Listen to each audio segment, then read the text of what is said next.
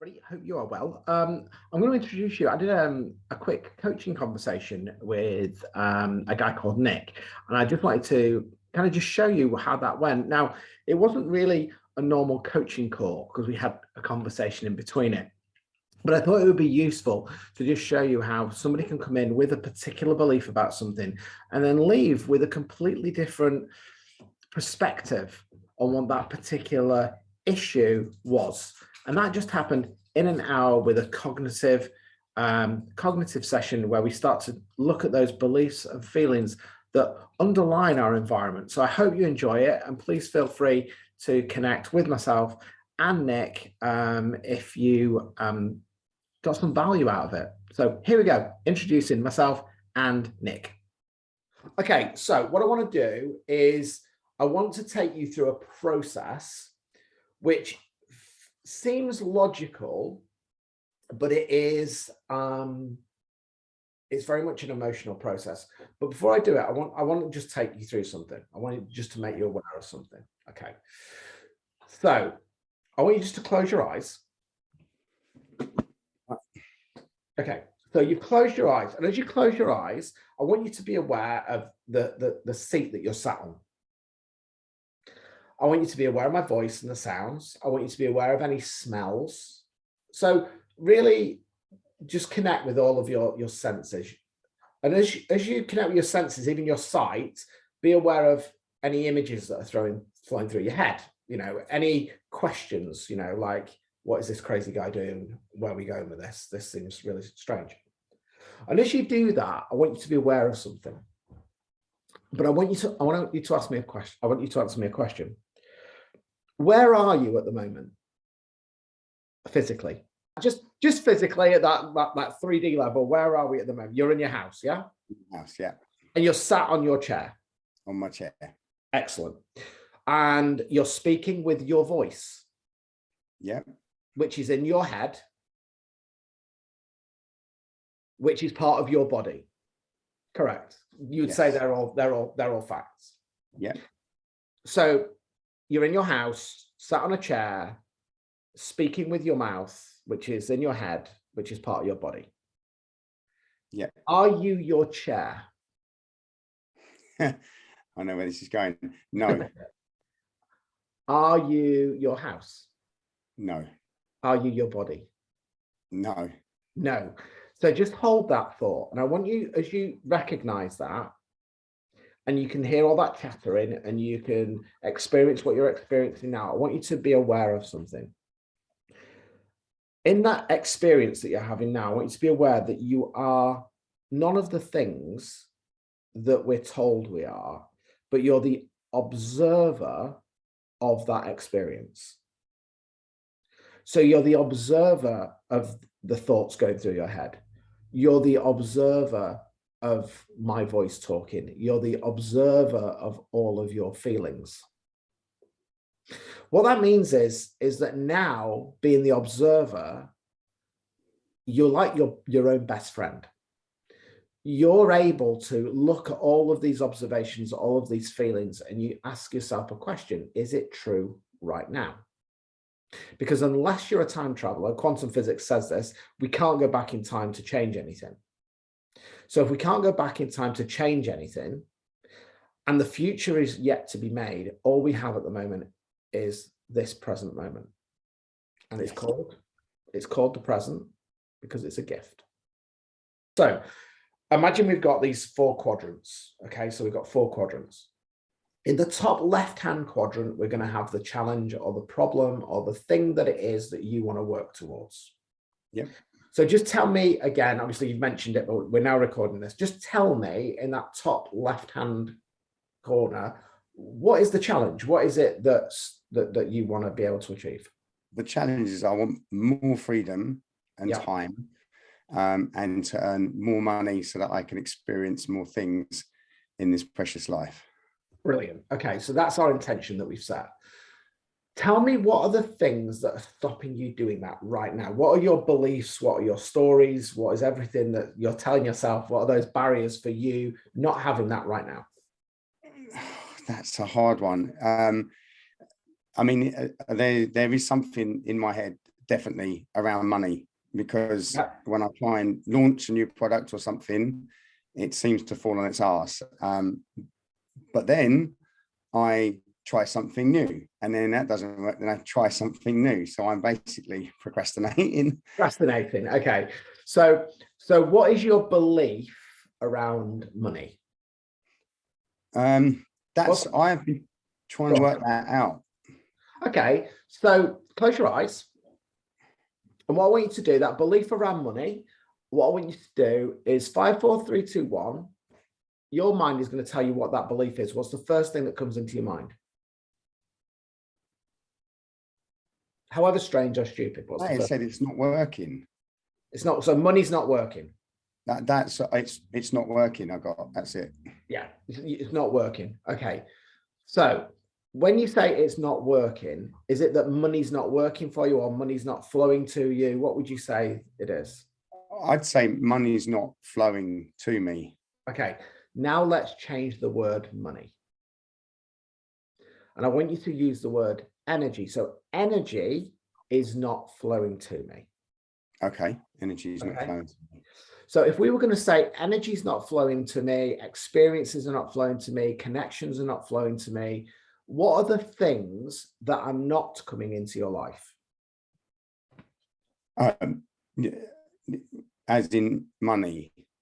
Yeah, but anything. So money is an outcome. So let's park money over here. Okay. Yeah. Money is a byproduct of energy coming into our lives, where we feel we've got purpose, where we feel we've got connection, where we feel we're living into our purpose of freedom, impacting the world, whatever we want to say. So that energy is not flowing into us, so we can create the money. Because once we've got, what we do is, our society is built on, if I have money, I will get. There are millions of millionaires who are miserable and want to kill themselves. They've got loads of money. So money isn't the issue. So if your belief is that if I have money, things will be different, okay, then that is a program. Right. So let's look at it another way. So what we're saying is that your belief is that if you had more money, then you'd be able to do the things that you'd want to do. That would create the freedom. Yeah. Okay. So that's a belief. Let's go to the right-hand box now. Okay. Energy in the form of money is coming into your life. And you've got 3 things that are the most important things that would happen from you building this amazing life. Okay. You've mentioned freedom. What does freedom look like? Freedom. So for me, I sort of think about, do you know what? I'd just like to take 4 days off and going to visit all the spiritual sites around England, just on my own, with my own time, and just do that, and then come back to sort of everyday life. Freedom as well would be not working at the weekends at the moment, because I need to do that to pay the bills, so I can spend more time with my children. Freedom, even more to the point, I'd love to go to this place in Costa Rica called Rhythmia and do plant medicine. I want to do that, but physically don't have the money to book a ticket and do that and take 2 weeks off work. And so for me, I feel bound by money, bound by responsibility, like rent, not alimony, what do you call it, child support, and stuff like this. And it's always like, I'm here, I've got these things that I want to do, but I don't have the money to do them. I don't want to have to go in more debt to do them. And they all make sense. They all make sense. I am 100% aligned with everything that you've just said. If you were going to pick those freedom things, which would be the most important? Freedom from, no, not freedom from debt. I mean, I've got debts, that's fine. But if we're in the right, we're not looking at the negative. We're looking at, I've got money. Okay. What do you mean? Money is not an issue. To do what I choose. The most important thing to do, to be with, Would it be to be with your children? Would it be go to Costa Rica or Peru or wherever to go and do that thing? What would be the most important thing? Which would give you the most joy? To spend more time with my children. Okay, so let's look at that now. We've got a belief around money. And then if we were going to list it, we want more time with our children. Yeah. What is your belief around not having money and not being able to spend more time with your children? I think I know where you're going, and what just jumped in my head, which I don't want to admit is true, but that I have to work hard for money. Correct. Do you need to work hard for the affection and love of your kids? No. So you've created a link between money and spending time with your children, which isn't true. Now, what I want you to do is this. When you think about when you spend time with your kids, how does that make you feel? To be honest, if I was to use the language you've been using, it makes me feel like I'm in the present moment. Yeah. You know, I'm like this. If I'm playing, I've got a little boy who's just under 2, and he runs around like a nutter, and I can't stop watching him. He's so funny, and it's just like the look in his eyes, the mischief, the everything. And he's 3, right? Yeah. He's 3. Okay, so what I want you to do is this. I want you to notice that you experience freedom when you have that child, but are you present and notice it when it happens? That I have the freedom then. Yeah, you have the freedom with him. What stops you running around like a crazy person? Oh, I actually do with him Good. as well. Yeah, good. But what I'm saying is that do you focus on the feeling that experience gives you, or are you focusing on the lack of that when you're not with him and you've attributed it to money? Oh, I see. Good point. So let's try something else. Okay. So now we're going to go to the bottom left-hand corner. Yeah. I want you to close your eyes. And I want you to think about when you watch your son, when you watch your children, they're free and they're running around and they're doing all that craziness, and we all want to have that freedom of a child with the wisdom of an adult. As you think about that, your amazing, brilliant mind is going to take you to a point in time when, as a child, you felt that free. When nothing cared, you had the energy, you had that freedom, you had that abundance. Is a memory coming to you? Not yet. Okay. Now that's interesting. So let's try another thing.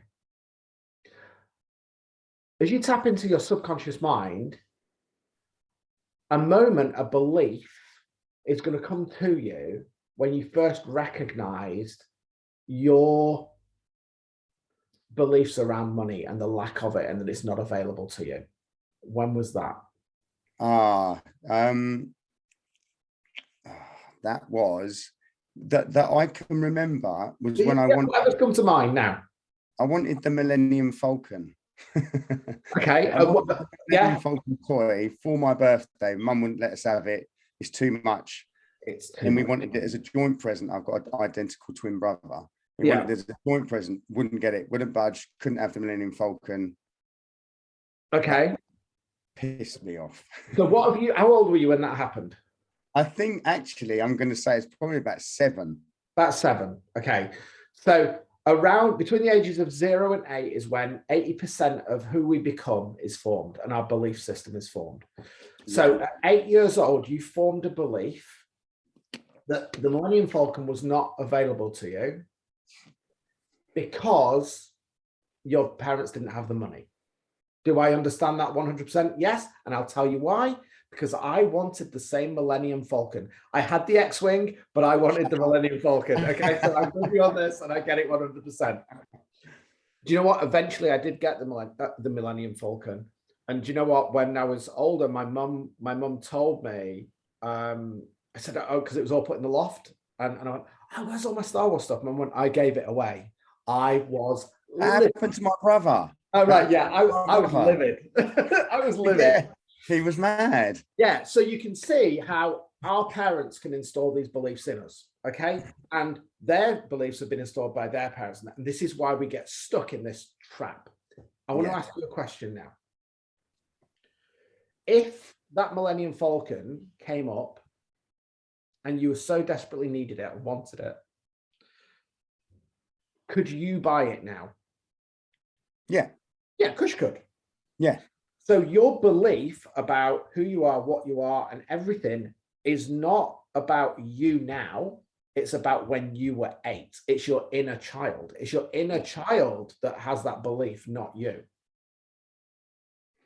And isn't it interesting that what you remember is based on your means of surviving, not your means of freedom. So when we look at something like Maslow's hierarchy of needs, our physiological needs, our survival needs are what are at the bottom. So our belief system is based on, for us to have water, to be able to drink, to be able to eat, and all the rest of it, we need to make connection with people that are similar to us. So we feel connected and we're in a tribe so that we can then have some purpose, earn some money. And we go all the way up. And at the top, once we've got all that, then we've got our self-actualization. So what Maslow says is that before you can have self-actualization, you need all of the other stuff in place. However, you've just had self-actualization without any of those needs being fulfilled. Maslow's pyramid is upside down. All of the answers that we need are inside us. So this is where we move to the right-hand column. So what we've got is we've got a belief about money. Our end goal is that we want to be able to have more freedom. We want to be able to, you want to spend more time with your kids. But you also want to go on that whole spiritual journey for yourself, because you know that once you get into that, but what is the barrier? Well, the barrier is that most of the people that are running those retreats and doing everything have got money. So they're in this amazing abundance cycle where they're living the dream. Yeah. But your beliefs were formed around that when you were 8. And you can't remember what it feels like to be free. Yeah. So you've got an energy block around it's not about not what you know, it's what you feel. So if you can install that feeling of a child, that feeling of freedom within you, vibrationally, we all want to play. We're all kids. So vibrationally, if you can raise that vibration, you'll start to attract people in that can do all of that, that you're going to make connections. If you look at all of these people, whether it be, Regan Hillier at the moment, I don't know if you know Regan Hillier, she's doing a retreat in Peru. She's looking for people to go to Peru. But if you look at all these top gurus and coaches and you look at them and you go, oh my God, they've got money, they've got this life. The people that they tend to attract are people with money. So we also have this belief that that's not available to us. Right. So there are only 3 main beliefs that we have. I'm not good enough. So I'm not good enough to get money. I'm not good enough for people to see who I am. I'm not good enough. I'm not a good enough dad. I'm not a good enough PT instructor. I'm not a good enough this because people aren't willing to pay me for it. Therefore, I must be different because that guy over there, he can do it. Yeah. That woman over there, she can do it. I must be different. So that's not available to me. But that belief system is actually programmed into us by our parents. So if you had parents that went, yes, you can have the Millennium Falcon, but these are the steps that you need to take to get it. Now we've learned something, and now we've encoded a survival instinct that goes, oh, we know how to go and find berries. We know how to go and find honey. We know how to go and find the antelope. Because when it comes down to our survival needs, the reason why we like ice cream is because it's the perfect blend of fat and sugar. Does that make sense? Yeah, it does, yeah. So actually, our psychology says a good day is finding an antelope eating honey. I've got my protein, I've got my sweetness, that's great.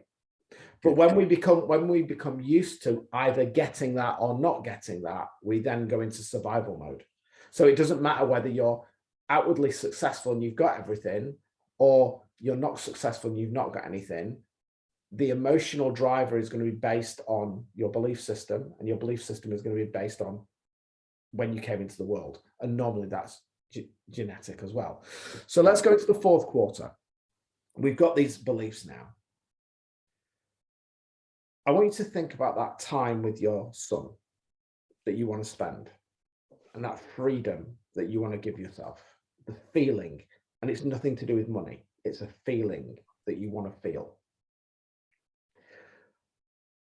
What steps could you take right now that don't involve money that can allow you to feel that feeling? So you know what you know, you don't know what you don't know, you don't feel what you've not felt, but you have felt it. So if I was going to say, have you ever felt truly free, forgetting money, truly free, with no care in the world at one point in your life? What would you say, yes or no?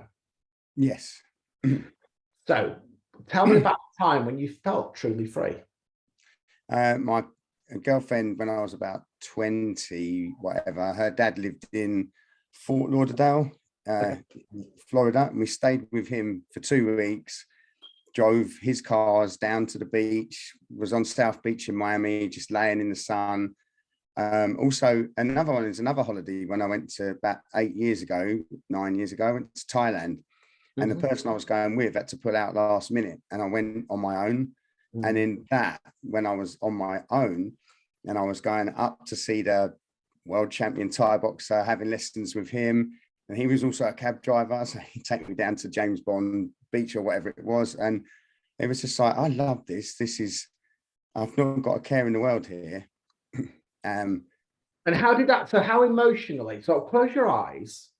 And I want you to think about one of those moments, whether it's in Thailand or whether it's in Florida. And I want you to go back to that point in time, as if you're going back. Your amazing mind is dragging you back to that time. And I want you to connect to that feeling in your body, that feeling of joy, that feeling of freedom. Where do you feel that feeling?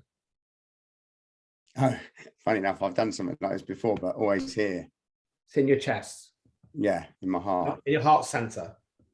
Okay. So emotion. Yeah. So just think about that. I want you to just think about that feeling. Okay. So just close your eyes and just find that feeling again. All right. And as you find that feeling in the center of your chest about when you're in Thailand, your amazing, brilliant mind is going to remind you of a time when that feeling was taken away from you when you were younger.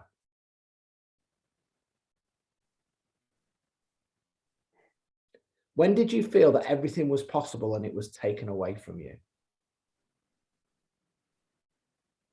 It's not offering me anything. Okay. So that's fine. So just open your eyes. So can you see where your block is? Yeah. You've done that twice now. And although you can focus on the negative aspects of all of the things that might have happened, and you've got a glimpse, your mind's been able to give you a glimpse of when you're an adult, you're unable to connect with that feeling of freedom that was taken away from you as a child. There was a part of your history, there was a part of something that happened. And we're obviously not going to do this on this coaching session, but yeah, there's a part of you inside, deep down, that said, why is freedom not available to me? So what I know from my clients, what I know from when I work with the clients is they will come to me and they will say, this is the problem. And this is and what we find is not the problem. So it's all the driver from the feeling. So I'm trying to give you an example, which isn't a trauma-based one. Okay, here's a money-based one. Here's a money-based one. And this is when I was quite new, actually. So I worked with a lady in Saint Laurent in Switzerland. If you know Saint Laurent, it's a very posh area. And right. she had I can never say this word, neuropathy.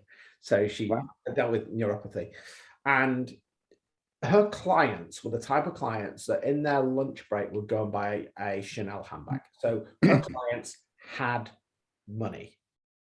And very similar to what you were talking about, she wanted to spend less time in her business and more time with her child.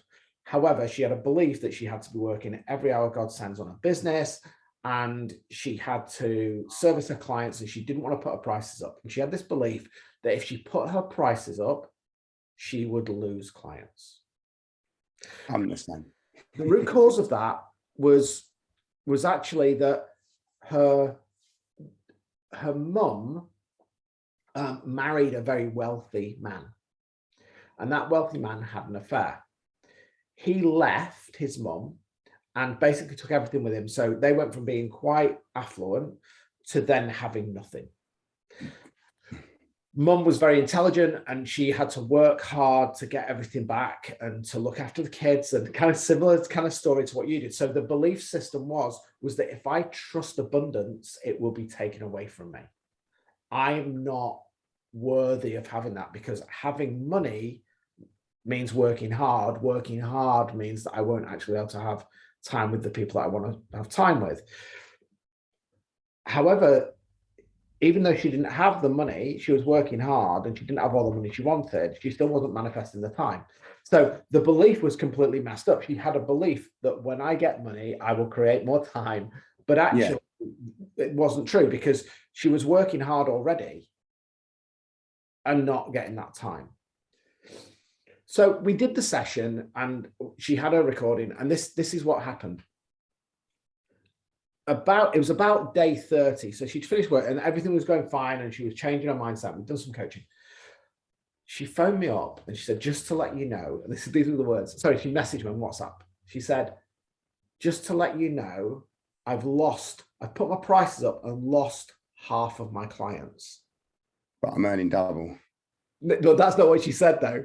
Yeah, she was, but what she said, so that was, and I was like, oh my God, she's taken the leap of faith. She's put faith over fear. She's put her prices up, and because she said, I've lost half of my clients. So I had a chat with her. And, okay, that's interesting. I'd like to know. I know everything's amazing. She said, I've lost the clients that didn't see my value. But she said, interestingly, one of my really big clients came up to me and actually said, thank you for putting your prices up. I've been really, really concerned that you are underselling yourself. Oh, and by the way, you're still undervaluing yourself and you could go even more. Okay. The outcome of that was that she only needed so much money to like, she actually tripled her profits. And because of that, what then happened was she cut her hours down, because she was making more money, but then she had less, she had to spend less time. She then employed somebody else to take over. So the shop was still running. So she was making more money. She'd given herself time freedom, and her relationship with her daughter was better. She was getting to where she wanted to go to.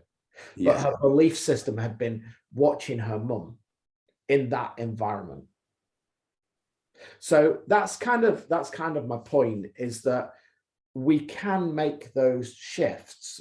So what's one of the things, obviously without having a session, what's one of the things that you could do to create that time freedom with your son? What could you do, which is non-money related? How do you mean? What So tell me about the feeling that you have do you have a feeling of freedom when you're around your son? Do you feel free? Yeah, I just feel like it's just me and him, and time stands still, sort of thing. Okay. Do you ever capture that feeling? No. Well, I don't. Yeah, no, I wouldn't have thought to. Exactly. Yeah. So one of the actions, and it'll be interesting to see how this goes, is that when you're in that place of presence, when you're in that place of freedom, which ultimately is what you want, whether that's in Costa Rica, whether that's in your home, whether that's wherever it is. Yeah. If you recognize that feeling and then encode it into your body and go, I'm just going to spend a moment. And you recognize, where am I feeling that feeling? When you have this feeling about money, where do you feel it? That maybe anxiety, or where do you feel it? It's moving towards my gut now. Okay, but where did it start? It started here, actually, but maybe that was because I was thinking of Chester. And yeah. it just sort of, Yeah. So as it moves to the gut, our gut is our second brain. There are as many neurons, if not more neurons, in our gut than there is in our mind. And so one of the things that you can do is capture that feeling in that moment. And when you feel it, just really, really close your eyes and just embrace it. Notice where it is. Go inside, notice what color it is, notice what shape it is. Yeah. Because what you can do is once you've got that feeling, once you've visualized the feeling, once you can feel the feeling, whenever you have a reaction about money, you can go to that freedom feeling. Okay. And start So you associating. close your eyes and you just go, okay, I'm telling myself a story about money that isn't true. But I have this belief that I need money for freedom, but actually I can give myself freedom right now. You just breathe into it and just get that feeling back and embrace it. And then command and compel your mind to say, this is the feeling that I want all of the time. All the time. Yeah. And put it out to the universe and go, universe, I want this feeling all the time. Bring experiences into my life. Experiences, not money. Give me experiences and opportunities in my life to experience this feeling as much as I can. So if you can see that when we started this, you had a belief that freedom wasn't available to you until you had money. Yeah. The outcome is actually when you recognize that all of the answers are inside you, that you can create the feeling, and it's the feeling that will raise your vibration. It is the vibration then that will go out into the universe and will start to attract the people in that need to help you find that money. Okay. Thanks. I think that's fantastic. Really enjoyed that. I did that in under an hour, which is quite good. So yeah, so just have a think about that. All of it, we're sold that the answers are outside us when the answers are inside us. And it's just knowing those techniques. It's just knowing we talked about it before. You're interested in metaphysics. So metaphysics is above the physical. Yeah. So if you imagine, if we look at Maslow's hierarchy of needs, actually it's a diamond. Right. Instead of going up, we need to go down. We need to slow down to speed up. So we're taught that, for us with Maslow's theory, we're told that we need to get a baseline of being able to have food and then safety, and then we're trying to get to self-actualization. There's an economy based on that. And that economy is money. But if you change the word money to energy, so if you go, I want this experience, but I don't have the money, change it. I want this experience, or I need this experience, and ask yourself why you need the experience. Yeah. And I don't have the energy. Where can I find the energy? What is the outcome of me getting this? So for example, one of my things is I want an Aston Martin. Yeah. Do I need an Aston Martin? No. No. You want to go to Costa Rica. Do you need to go to Costa Rica? No. I want freedom, but I believe that money will give me freedom. What you need is freedom, and you can give yourself that at any time once you reconnect with what freedom feels like. Yep, 100%. And once you have money, you can create more money. Once you feel freedom, you can create more freedom. Right. They're both energy. Yes, I 100% understand that. I never looked at it in that way. It makes perfect sense. Yeah. Does that make sense? Yes. So that's awesome. So in regards to getting something out of this coaching session, what points can you take away from that now? So what are give me three points that you can kind of go away and work on. And well, first of all, capturing that feeling and recognizing it.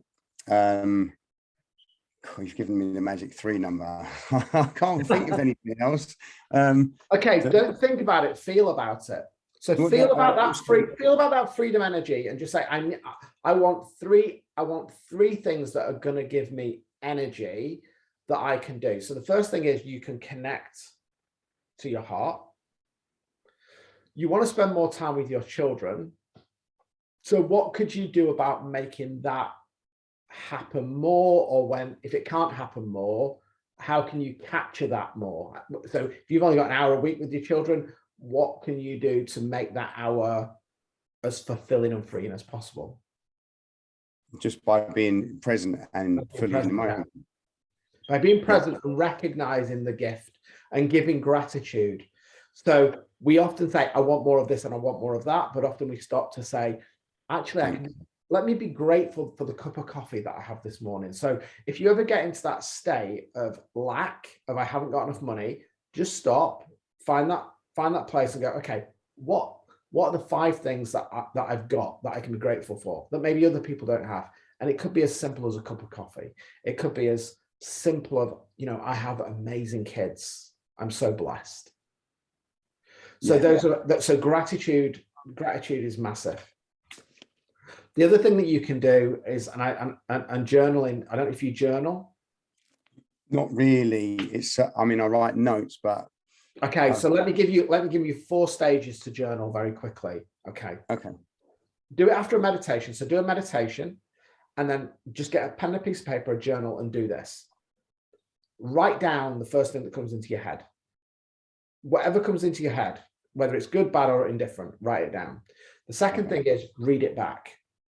When you read it back, look and investigate for the truths of what you're writing right now. Not 5 minutes ago, not 10 minutes in the future. Is what you've written true, and where is the evidence and why? Okay. If it's not true, then reframe it to say what the truth is. Yep. And then reload it back into your mind. Okay.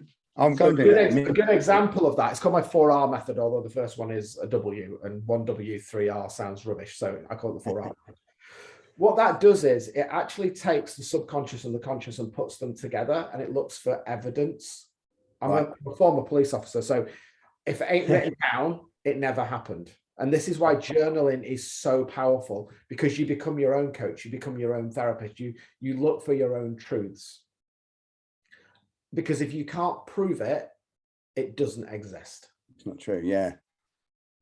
Paul said to me to do journaling, and he said that he'd actually at some points in his life would put it above the meditation. Yeah. To get the stuff out of his head. Yeah, because if you have a coach, if you have anybody who is going to say to you, you go, oh, I'm getting money, I'm rubbish, I'm crap at what I do. Is a good friend going to go, yeah, you are? No, they're not. No. They're probably going to come. So empathy and sympathy are really, really interesting. Brené, I don't know if you've seen Brené Brown's thing on sympathy and empathy, but it's so true. No. How many people will go, oh, you know what, Nick, you're amazing at what you do. You're a great PT coach. You're fantastic. Okay. And then they go, yeah, come and work with me. And they go, no, it's fine. And what they're doing is they're sympathetic to your situation. They're going, you're amazing. You're brilliant at what you do. Yeah. But they're not empathetic to that situation.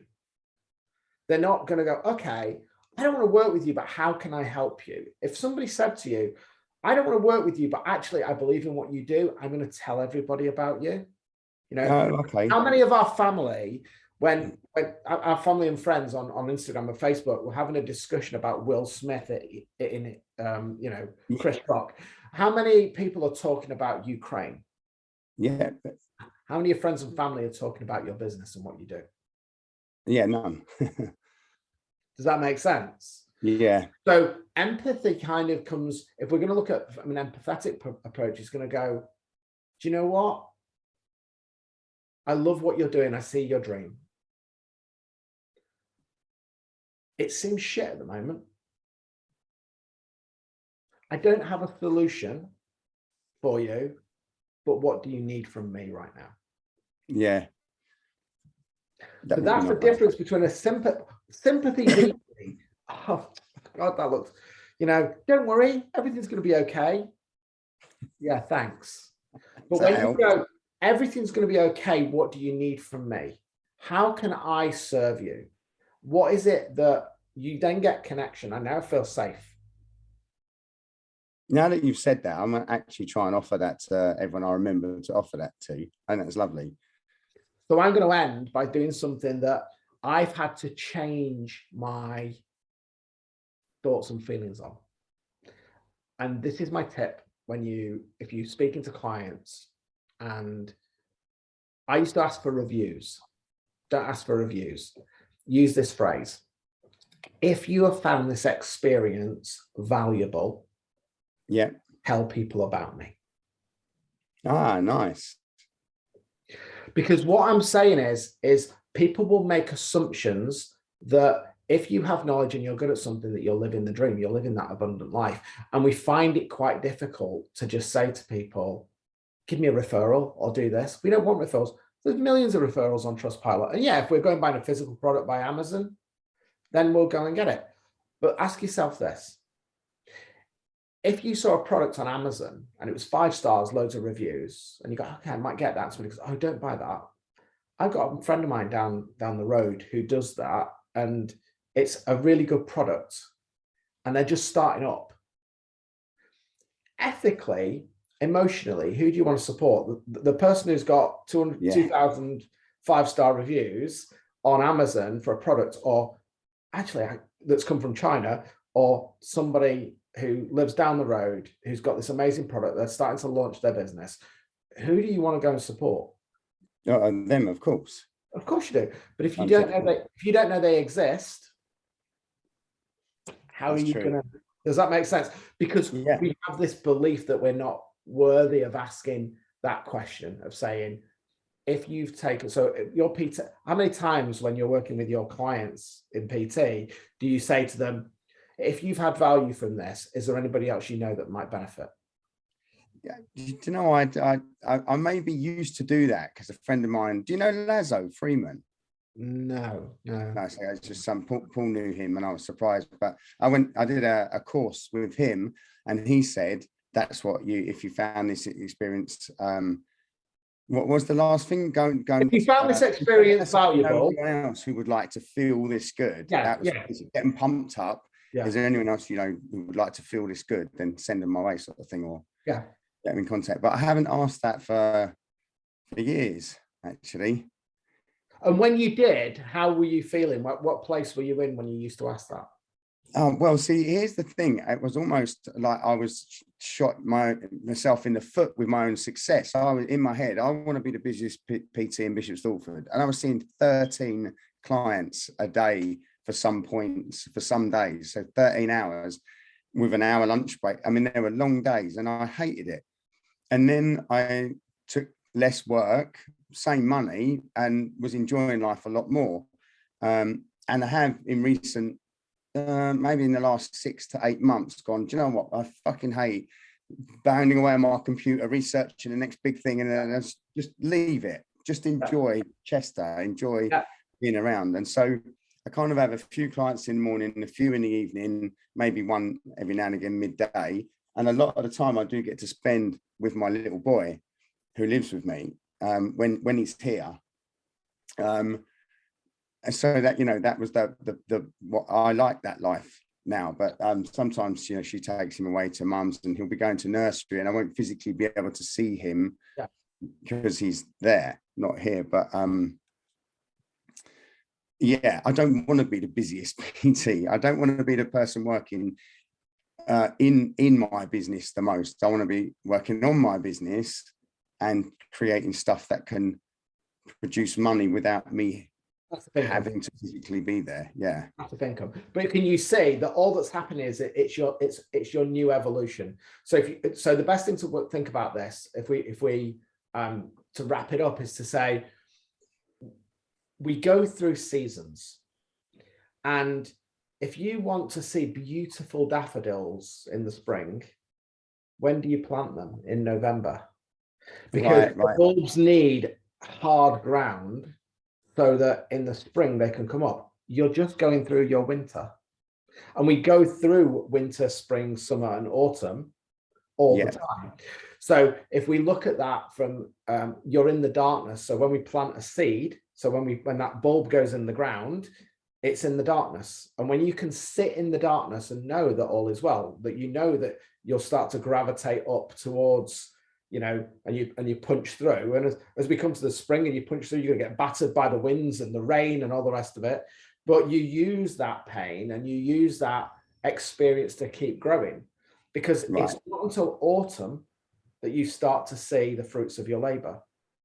And often we're focusing too much on the End end result. result rather than the journey. So we don't enjoy spring, we don't enjoy summer, and then all of a sudden we capture that little bit of success in autumn, and then we're back into winter again. Right. I can see 100%. I've heard that from entrepreneurs for ages. If I could give all my money away and start again, I would, because it's not the fun bit, the money, the hustle is the fun. But remember, it's not money, it's energy. And actually, it's not about, they can only say that because they've already done it. Yes, I know. That's another thing. It's all right for you to say. Yeah. But what they're saying is that I felt more alive in the journey, the energy of development and growth, those moments of being in the valley and being in the darkness, and then working out how I can get out the other side. And this is where coaches and therapists come in handy. When you're stuck in the valley, you may have been in several valleys. So you may have been in a valley in Snowdon, climbing up Snowdon, but now you're finding yourself on your Everest. And what you've got to remember is that if you want to climb Snowdon, you can go up Snowdon with a pair of trainers. You still climbed a mountain. But if you want to climb Everest, you've got to acclimatize. So you've got to go from base camp to camp 1, and then come back to base camp, and then and you've got to work that muscle until it becomes, it's like bench pressing, isn't it? You know? Yeah. You can lift a weight, and then once that becomes easier, you might want to increase the weight or try and lift it in a different way. And it's the same as Everest. If you went in a helicopter to the top of Everest to try and take a shortcut and jump out and take your Instagram photo, chances are you'll die. So it's part of our evolution that we need to flex that muscle. We need to go from base camp to camp 1, camp 1 to camp 2, and then back down to camp 1 again, and then back down to base camp. It's exactly the same as PT. Our mind is the same. We need to get used to those processes. And the process that you haven't been doing is probably been working on the physical, you've been working on the logical. I've been encoding all of this logical knowledge, and it's like, it's not working. It's because you haven't connected it to a feeling. It is the feeling, our emotional brain, our limbic system, our amygdala. That's where our power is. We're sold it at the logical level. So you're only working at 5%. So you need to go inside to have these awarenesses. Then you can bring the logical processes in to bring you out of the darkness. Okay. Sense? Yeah, a lot. Funny enough, I don't know if you know this lady, but I'm reading this at the moment. Okay. You're invisible. Okay. And she's saying exactly the same, but you've just said it in a little bit more succinct. No, that's the first. But yeah, it is. It's the best phrase that I'm working on at the moment is slow down to speed up. Yeah. So that's the thing to think of. Slow down to speed up. And remember, there is no transformation without detoxification. So that's what these people say when they say, if I could give away my money. What they're saying is I wonder if I could do that again, but better. Oh, okay. So it's the challenge. It's not about them giving their money away. That's not what they're saying. What they're saying is with all of the knowledge and all the failures that I've had, now I have that knowledge. Wouldn't it be great to go back again to see if I could scale it even bigger? Oh, right. Okay. Yeah. So it's not really about giving the money away. It's about going, I've now got all of this knowledge. And we do that. We reflect back and go, if only I'd. Yeah. Yeah. But back to Maslow's thing, they've reached a point in the physical world that is success. Ask yourself the question, if they were to say, why do you want to do that? Okay. What is the driver behind that? That would become more spiritual. That would become metaphysical. And ask them this question. You want to do that all again. Have you had your God moment? Have you connected with the universe and felt pure love? So the other tip that I would give you is whenever you go through a difficult time, try and see it through the lens of love. What is the universe teaching me? Because there's Yes, no good and there's no bad. There are only lessons. only lessons. I actually tell people that as well. But sometimes It's easier to be the coach than to do it yeah. yourself. Absolutely. Very much so. Yeah, a lot of people say you should take your own advice, mate. Yeah. I'm guilty of it too. I am absolutely guilty of it too. So I hope you got some benefit out of this anyway, out of this coaching session. And certainly let's connect, and maybe there may be opportunities in, as doing some work together, or, adding that extra value to your clients and vice versa. So there's something that maybe we could pick up on. Yeah, absolutely. Honestly, I've really enjoyed this, and thank you.